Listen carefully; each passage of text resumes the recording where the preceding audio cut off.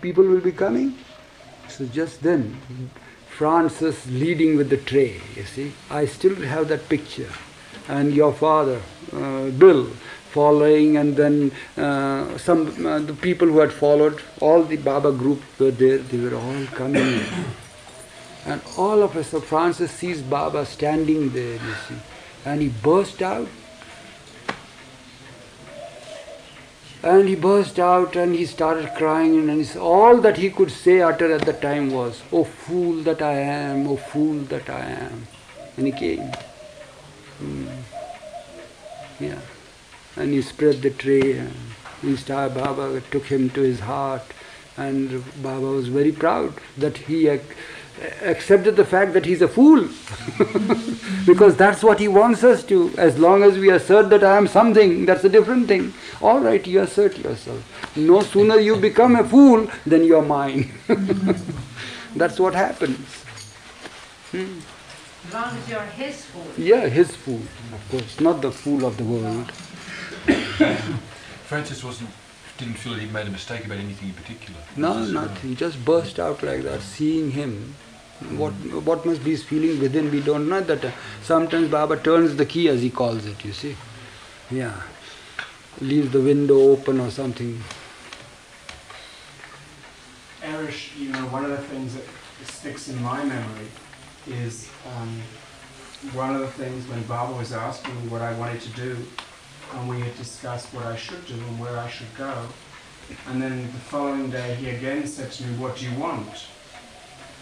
And I remember saying, "Well, I just want to be with you and be with your love and hold on to your Dharma as tight as I possibly can." And he looked at me very puzzled and said, "No, I want, what do you really want?"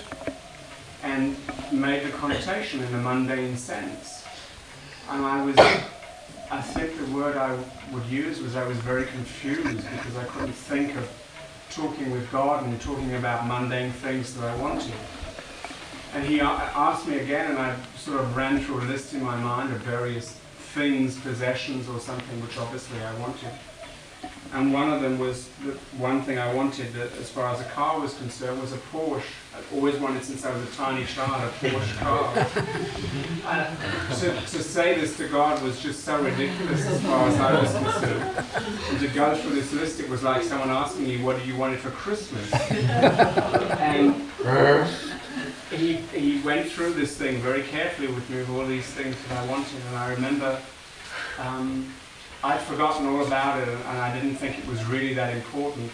And the day came when I got a Porsche car. And as I went down, first of all, to look at it, I thought, well, Baba, you asked me almost 18 years ago if this was something that I wanted, and this is something I want, and maybe now I can wear off this whole samskara.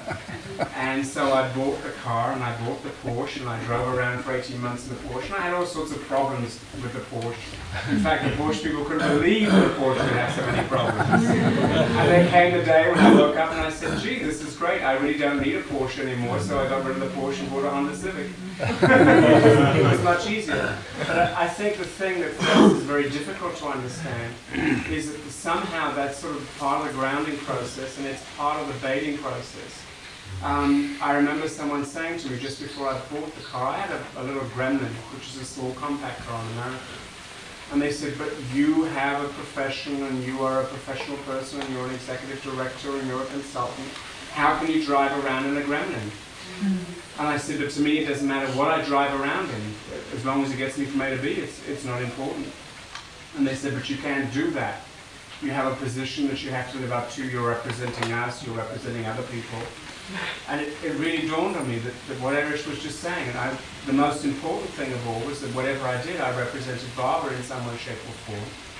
And if those things were there and they were of use, then I had to make use of them and not to pretend to be very unworldly and very unmundane and trying to be very spiritual. Baba had put me very specifically in the West, and I had to use that. And so I had the Porsche for about 18 months, and it was a lot of problems and a lot of trials and tribulations. But I went through that thing, and people said, "Gee, he must be doing very well, and he must be a professional person, and he drives a smart car and does this, that, and the other." And this again is the bait, because they would still know about Baba, because Baba is totally a part of my life. That's right.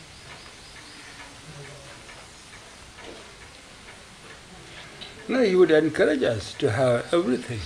And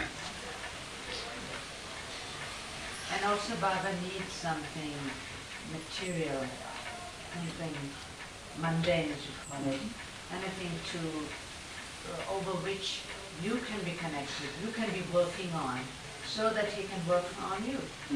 As you say, so many problems came up, so many situations came up, and he needs a medium, a channel that is mundane, through which he works. And it's always like Baba's most important work is each of us. Baba's real work is each of his lovers. So while he gives us an opportunity of fiddling with, working out with something, some pointed thing that we call work, he's working on us. That's why things never seem to go easy, things never seem to go the way we wanted, and yet you're doing it for Baba, and how can so many problems come up? How can this happen? How can so much friction come up? But that is because he is working on each of us. So when Baba says, I do my work, we each one is his work. But those are the things that are necessary ingredients for his working on us. Like all this, what Eruch was saying now also, is the role. This is like a huge production, a huge setup of a play, a drama, an illusory game drama. So he, as the producer, has sets up this play. This has been planned, prepared, done long time ago. So the roles are already there. It's like any of us who knows when we set up a play, a skit, an entertainment, a drama, something for Baba. So those things are already there. The ones that he places in the role cannot change. So the ones playing that particular role cannot be different than he or she is, because it is not he or she. It's the role that is being filled by this particular one who's put on the stage. So all this is pre-planned, each of you now, this is Act 2 according to me. And in Act 2, all of you were there, already picked, already selected, already done.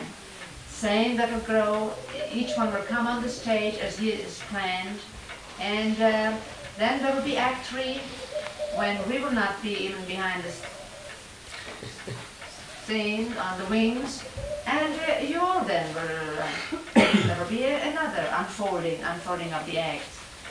But this is all things provided for.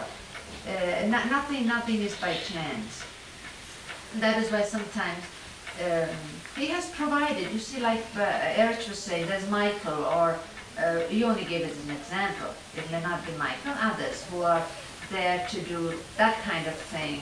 So it's because he has provided for every need, every situation, everything, and it all is only connected with his work. With Baba, he would always say, my work is the most important. My work is the only important. In fact, it is the work, which is why he has taken on a body, a form to be with us, all because of his work. And when he said, my work is done, like fools, we did not understand that having completed his work, that would mean he would not need his form. At least we, women, didn't. And so you credit men with greater sins. well, I don't know. And now sometimes we find that before even we know what the need is, before we even know what we want, he knows, and it's already done. Sometimes you can't think of something because before you can finish the thought, it's there. Baba has provided before you ask. Baba provides the answers before the questions are there. And this we witness more and more. We have been only witnesses since Baba dropped his body. Before we never thought of these things. We just heard from others, that things like that would happen to them. We say, really? Oh, really? Oh, how nice. But now it's happening to us. We witness these things daily, all the time. And we did not ask questions of Baba because there was no room for questions. As Eruch says, it's an emptying, and we were to not learn or gain, but just to be. And we didn't even think that this is the process. We didn't analyze. We didn't ask. We were just there. And with us, when I look back, there was so much of no's. Don't do this. Don't do that. You know what we could not do with Baba, like with Baba, is not do this, do that so much as we mustn't do this. Baba doesn't want us to do that. This is not to be done. No, no, no, no. And that is by His grace. Therefore today we have nothing to show. We have nothing to say, look what we did. Because we didn't. But we didn't do. It's an actively not doing.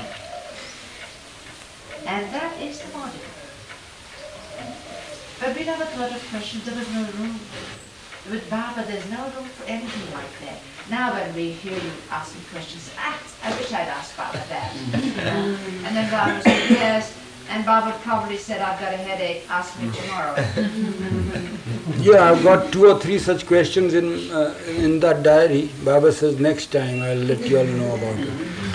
And Baba would look up and say, oh, I've got such a headache. He has not answered them yet. And that would be so right with us.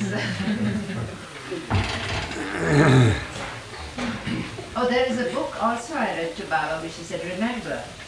I read it twice. He said, remember, read it again next time. Read it once. I've kept those books.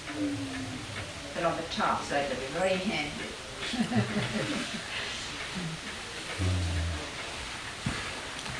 Sheila, any questions that you have? How did you happen to come to hear of Baba? Through David, who was here a couple of times before, and he was living in South Carolina near Myrtle Beach, and I was there for a couple of months as part of my medical training. In South Carolina? Yeah, in Charleston. Charleston, yeah. I was living there. And we met through a friend, another medical student introduced us, and they were having a party on Baba's birthday. That was 3 years ago, exactly. So I went to the party and saw these pictures of this strange man in the house, asked who he was, and they were showing some films of Baba. I don't know when they were from, I really can't remember, but I think someone had just come back from India. And I was fascinated, you know, I'd talked to a lot of Sufis before, talked to a lot of people, but didn't know anything about Baba at all. And we just talked a lot about him, and you know, I was interested, but I wanted to read about him first of all. You know, I had to understand intellectually what it was all about.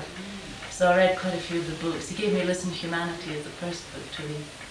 Who, David? David gave you that? Yeah. So I read that on the Greyhound bus right across the Stoics and back again. And then it was about a year later, and I still, well, I'd been back in Scotland the whole year, so I hadn't been in contact with any Baba lovers at all. And I went back and we went to Myrtle Beach for a week, which was lovely, you know, very, very peaceful. Felt Baba's presence fairly strongly there. And I talked to Kitty quite a bit, Kitty Davey. And then it was the night after we came back from Myrtle Beach. I've told some people this already. Yeah, the first night after we came back from Myrtle Beach, I had a beautiful dream about Baba. There was it was just a house with a garden in front of it, a garden with a lot of grass. And Baba was standing there. I think he was very young because he had long flowing hair and a long white robe. And he was just standing there in front of the house smiling and holding out his arms. And I remember going up to him, and then the dream faded. I don't remember actually getting there. That's the good part. So I woke up, and the funny thing to me was that I woke up and I didn't remember it immediately. Like now I think, oh, I should have woken up thinking, oh, this is wonderful, you know, and I didn't. I just woke up, and a few minutes later remembered the dream, and that was what was strange. It was just very natural. It wasn't any, you know, big event. It was just so natural.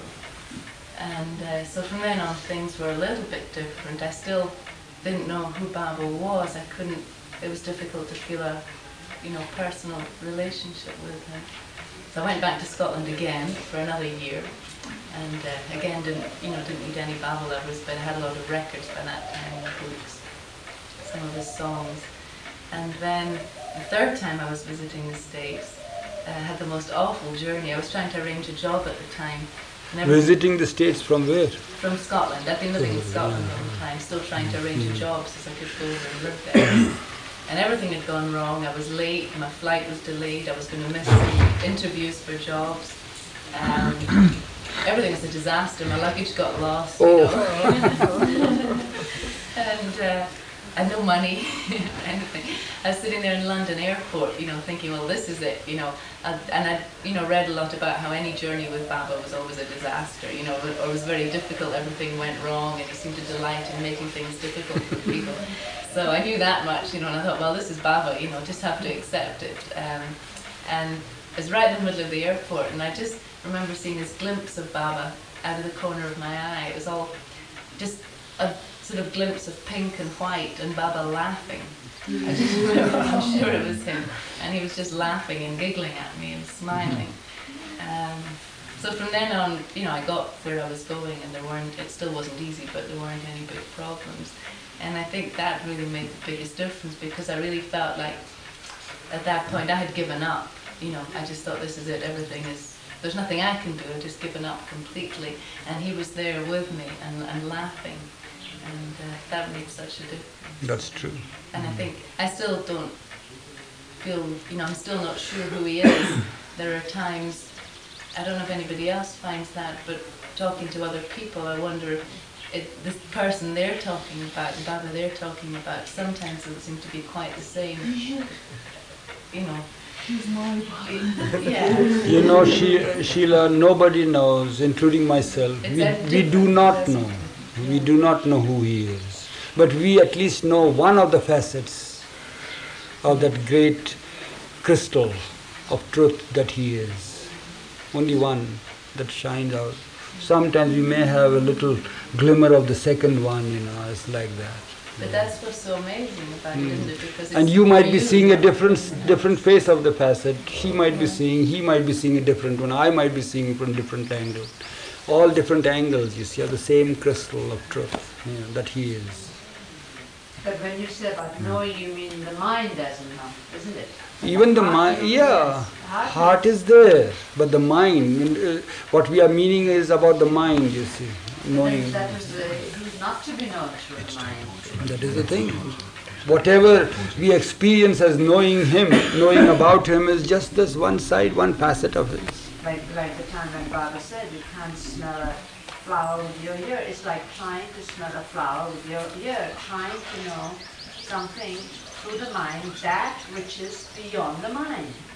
Look at the paradox of it. We're trying to understand, to receive explanations, to know through the mind that which he clearly says is beyond the mind.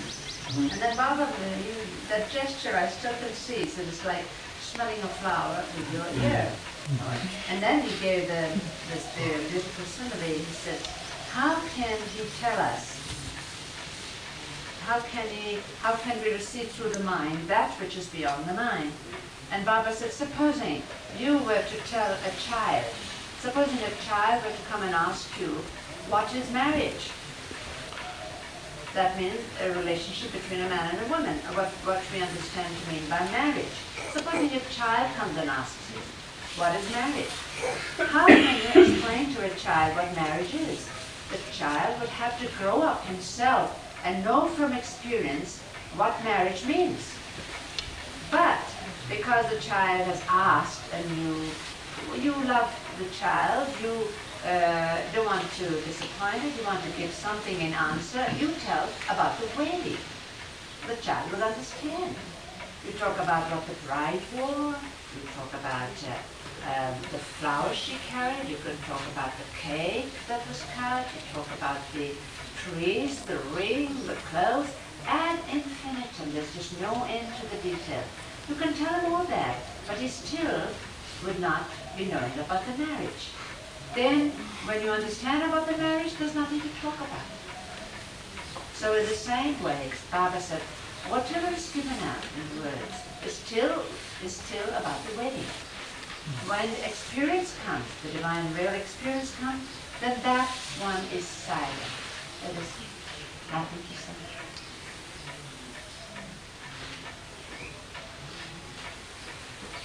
I like it when Baba was here. It was such a simple, to me those were discourses. He didn't get discourses from Baba, but in little things like that. Mani, tell them about Peter. Peter, what did you gather from Peter?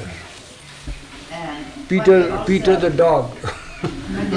You see, we talk so glibly about a God-realized person and God realization and yet I remember there was someone who wanted to know about God realization, asked Baba, what God realization about? What does a God realized person be like? And it's like the wedding and the marriage. How can you explain? So what Baba did was, he looked at that man and he pointed to the floor, the stone flooring. And he said, see that stone? He said, yes, Baba. He said, what is the difference between that stone and yourself, who's a person? And the man laughed, of course. He knew the difference between the stone and himself. It was a redundant question, as it were. He said, yeah, of course I know. Well, Baba said, that is the difference between you and a God-realized being. That said everything. I mean, if that wasn't a discourse. Another time when in Baba's mandali, there were also dogs, four-legged mandali. There was Muskan, a beautiful dog that was Mara's, and I'd been given, in my care anyway, a cocker spaniel, black cocker spaniel named Peter. And he had these flapping long ears and curly hair, So they were with Baba, both of them, over 12 years. Like 12 years is a spiritual number for in exile or being with the master and all that. So that's what these two mandali were, the four-legged ones. So wherever Baba would go, Peter used to be free, so he would go along. If Baba came to the main mandali, Peter would be trotting behind Baba, or before him, in front of him rather, looking back saying, come on, come on, come on. So wherever we were when we were traveling, then Baba went from the women's place to the men's, which was some distance away. So it was a bit of a walk, like in Satara, for instance. So Peter would go trotting along with him, have a walk. So here, when Baba would come over to the mandali hall, Peter would also come along. Now, when Baba came away, then that's the time we knew Baba would be back by, say, in a couple of hours. So better get everything done quick, quick, quick before Baba comes. Those things are also, of course, what Baba has designated to you. And you have to do all those little things, plus your personal thing, if there's a chance. So then we would say, hurry up, dude. I would be sitting on a table outside on that veranda, which is a little distance from here, and would be typing or writing or something. The Baba had two bells here by this door here of the mandali hall. One bell was to differentiate that it was for Goher. When Baba wanted Goher, that particular bell was rung. Then there was a little bell which was, when that was rung, that was for me. So when I would hear that bell, I would drop whatever I was doing and come over. So one day there was that bell. I was typing something. I put things, left as it were, and came. And when I came, Baba was seated here. The main mandali were before him, seated here as usual. And in front of him, lying by his feet, was Peter, asleep and snoring. Peter could snore. And one day when he was doing that in Baba's bedroom while I was reading something to him, I couldn't believe it. I thought it was Naja or somebody, but how could they? And no, everybody's eyes were wide open, so it was Peter under the chair. Anyway, when I came over here, Baba sort of chuckling as it were and saying, look at this. And I laughed, it was so delightful, and I said, Baba, shall I take him away? No, no, said Baba, leave him. But look, sort of, what I have to put up with here, there's Eris trying to read letters to me, and here's Peter snoring his head up. So there's a laugh, and I go away.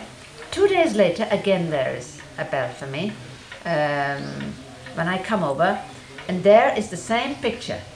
Baba seated in the chair, the others are seated before him, and there's Peter near by his feet.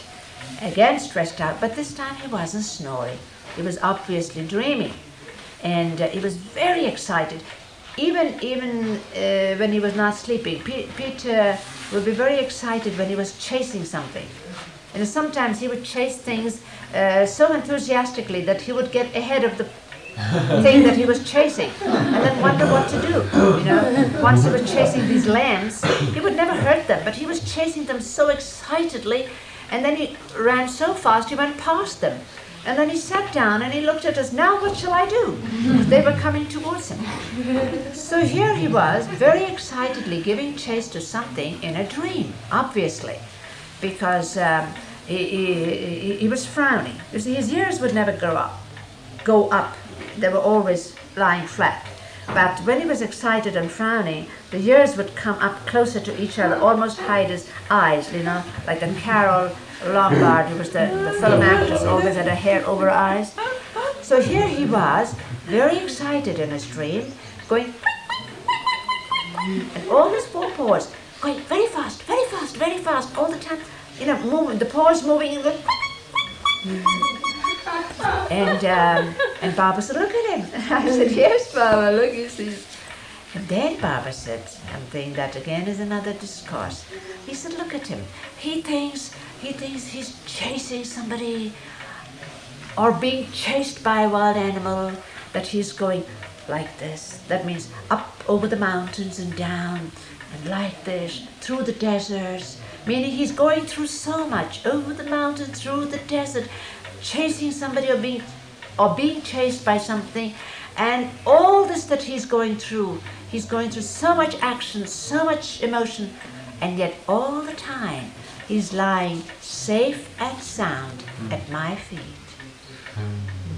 All this movement, all that he's doing is just a dream. He's safe and sound at my feet. And I said, yes, Baba. And I walked away and I thought of it. It came to me again and again that Baba was really saying that all this that we think we're doing and what we're going through and what's happening. And then when he says, don't worry, he knows that we are safe and sound at his feet. And he tells us, don't worry, not like a doctor giving us advice or a parent giving us consolation. He's telling that from his knowledge, his infinite, his knowing that. He knows that there's nothing to worry about. He could tell Peter again and again, Peter, don't worry. In the dream, he could get into Peter's dream and say, look, don't worry, it's all right. But Peter wouldn't know till he awoke and found he was safe and sound at Baba's feet.